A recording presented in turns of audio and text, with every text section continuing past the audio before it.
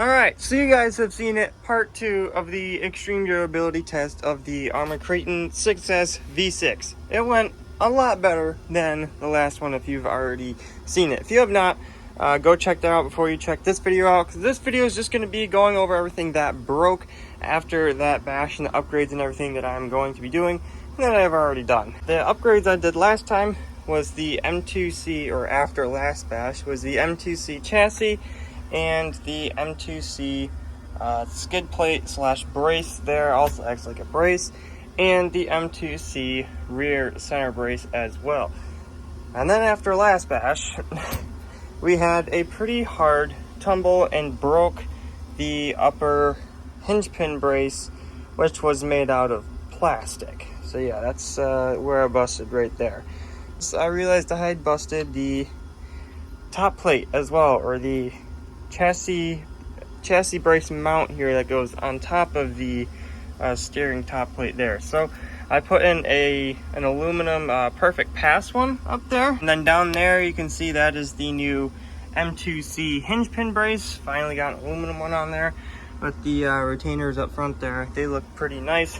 And of course we also busted the plastic chassis brace right where the screw threads in there. So I went M2C on the chassis brace up front there. So yeah, this thing is, the whole front end of this thing is now super beefy. And I think our gear mesh also came a little bit loose. Sounds a little bit loose. But yeah, I didn't see any other damage after that run. And that was a pretty crazy bash session there. A lot of full speed jumps. And it looks like I'm just noticing now one of our motor mount screws has popped out, came out. And that might be why our motor mount came loose. Interesting, I am just seeing that now. See that? Still finding more damage. I mean, that's not really damage, but I'm still finding more things that need to be addressed. Everything else in the steering mechanism looked really good. Nothing else broke. So yeah, after every bash, I'm just gonna keep upgrading this thing.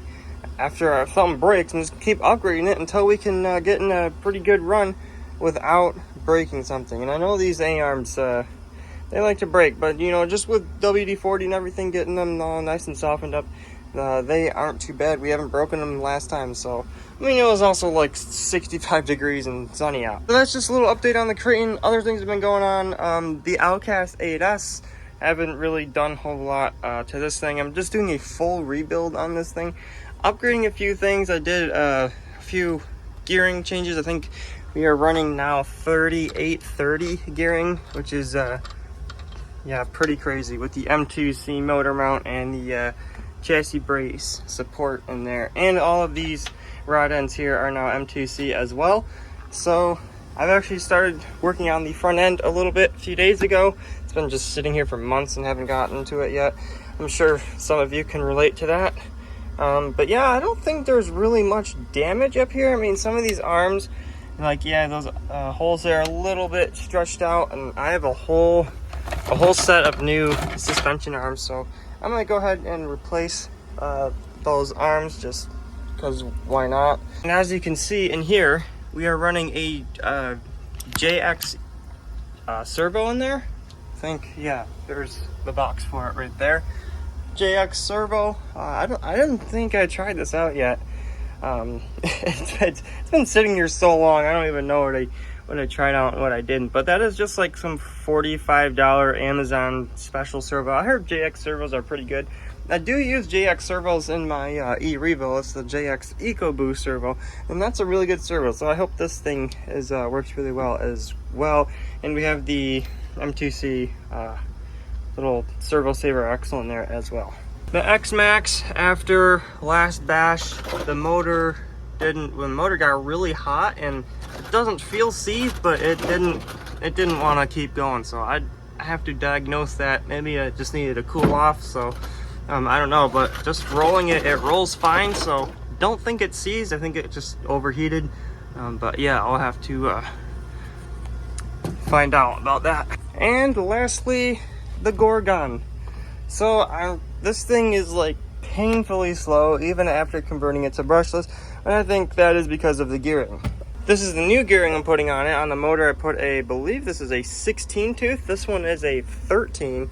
Got a 16 on there and a 51 tooth spur gear. I believe that is 51. Does it say? I can't tell, but yeah, this is the gearing that was running before. As you can see, yeah, that's not going to be very fast. But this, yeah, that's going to be a lot faster. But this motor, since there's such a big change in gearing, this motor has to be moved a lot closer to the spur gear. But these wires get in the way right here. The motor has to be moved up this way in order for those gears to mesh up here. So need to cut out a little bit more plastic there so those wires can move over somewhere.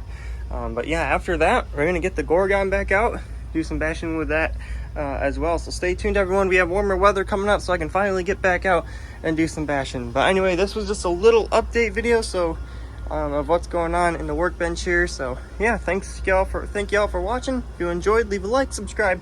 I'll see you on the next one. Peace out.